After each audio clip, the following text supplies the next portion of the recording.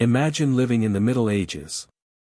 Your world is filled with uncertainty, wars erupt without warning, disease spreads quickly, and even the weather could mean the difference between life and starvation.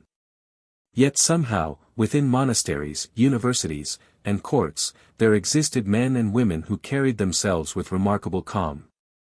They did not simply endure stress, they developed systems of thought and practice that transformed inner turmoil into resilience.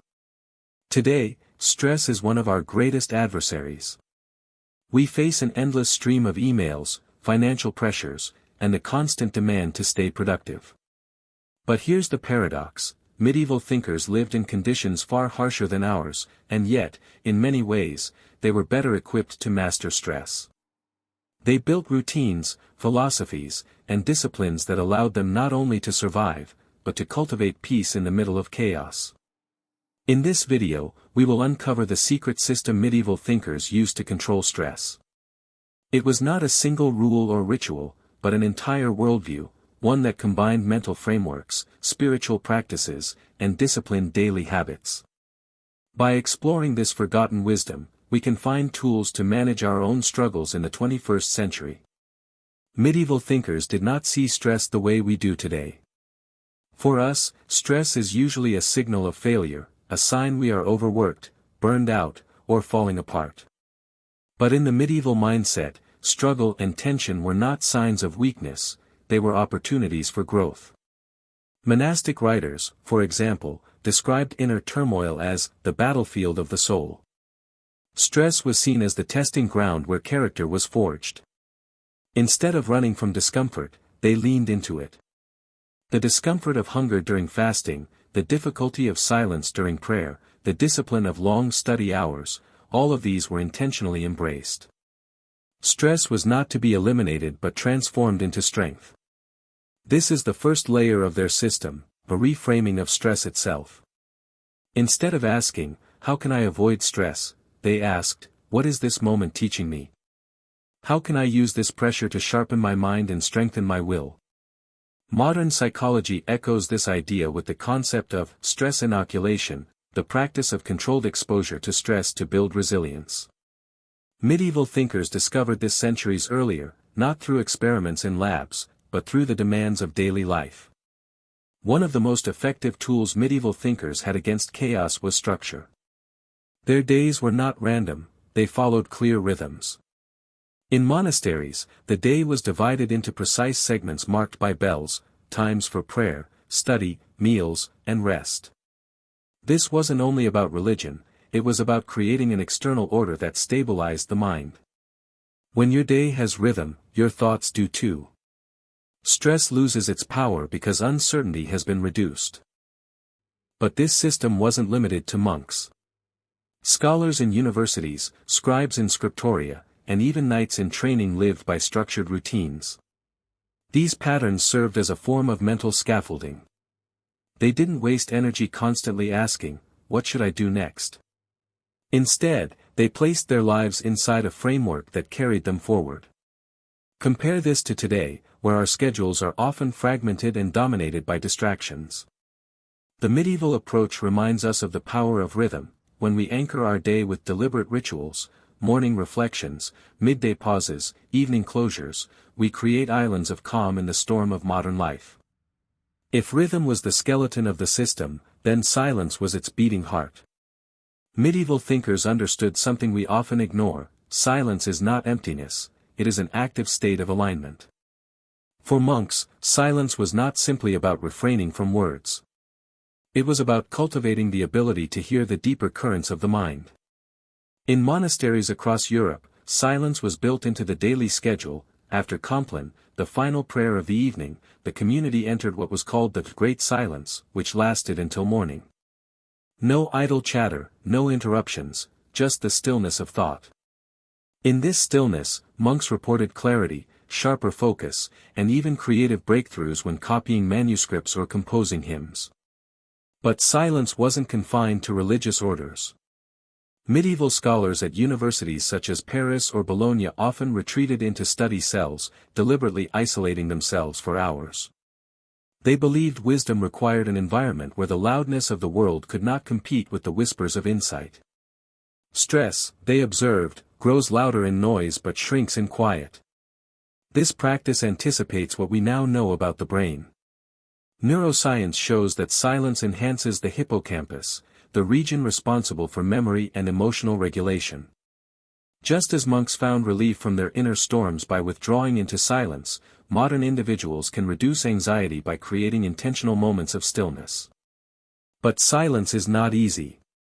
The monks called it a discipline because, when first practiced, silence actually feels louder than noise. Your mind races, your thoughts scream. Yet if you remain with it, the storm subsides, leaving a clearer horizon. Medieval thinkers treated silence like a spiritual exercise, a way of lifting weights for the mind. In our time, where noise is constant, buzzing phones, relentless notifications, endless news feeds, the lesson is more urgent than ever. Silence is not a luxury, it is medicine. It is the moment when stress loses its voice, and the mind remembers its strength. Silence trained the individual, but community fortified the collective. Medieval thinkers recognized that stress becomes unbearable when carried alone. That is why brotherhood, fellowship, and belonging formed another crucial pillar of their stress control system. Within monasteries, monks lived under the rule of Saint Benedict, which emphasized not only prayer and silence but also mutual support. No monk was considered separate from the whole, each had duties to the others. If one faltered, the community lifted him up. Stress was distributed, not hoarded. Imagine the psychological relief. In times of famine or illness, a monk was never left abandoned. His suffering became the responsibility of the entire group. Beyond monasteries, medieval guilds offered a similar system. A blacksmith, carpenter, or weaver belonged to a guild that acted almost like a second family. If disaster struck, whether illness, theft, or debt, the guild provided financial and emotional aid. They arranged apprenticeships, set standards of work, and most importantly, offered identity and belonging. Stress was not an individual crisis, it was shared and mitigated by collective strength. Even knights, often imagined as solitary warriors, found resilience through orders and brotherhoods. The Knights Templar, for instance, bound themselves by vows of loyalty and support, understanding that facing battles alone was a recipe for collapse. Their communal discipline and shared rituals gave them psychological armor against fear and despair. Contrast this with modern life. Despite being digitally connected, many of us suffer in isolation. Stress multiplies when it echoes in solitude. Medieval systems remind us that true resilience is social. Human beings are wired for connection, and fellowship acts as a buffer against life's pressures. The practical takeaway is clear: if you want to manage stress, build your circle. Create spaces of accountability and support. Share struggles instead of concealing them. Brotherhood, or sisterhood, was not just medieval sentimentality, it was a strategy for survival. Beyond silence and community, medieval thinkers developed a toolkit of inner techniques that made their system extraordinarily powerful. These were not vague spiritual ideas, they were structured practices designed to reshape the mind's relationship with stress.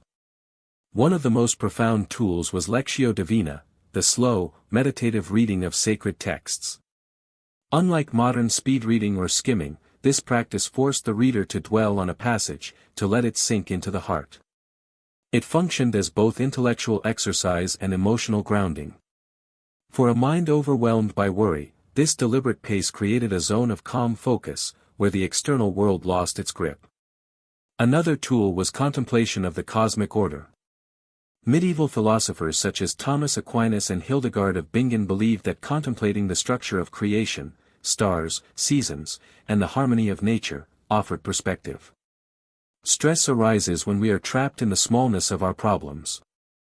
By looking at the larger order, they argued, anxieties shrink. A drought, even political chaos seemed less unbearable when framed against the eternal cycles of the cosmos. Perhaps the most counterintuitive technique was memento mori, the remembrance of death. Medieval art often depicted skulls, hourglasses, and fading flowers as reminders of life's brevity. Rather than causing despair, this practice reduced stress by cutting problems down to size. What is a missed opportunity, an insult, or a financial worry compared to the vast reality of mortality? By holding death in mind, medieval thinkers freed themselves from the tyranny of petty fears. They also practiced a form of what modern psychology calls cognitive reframing.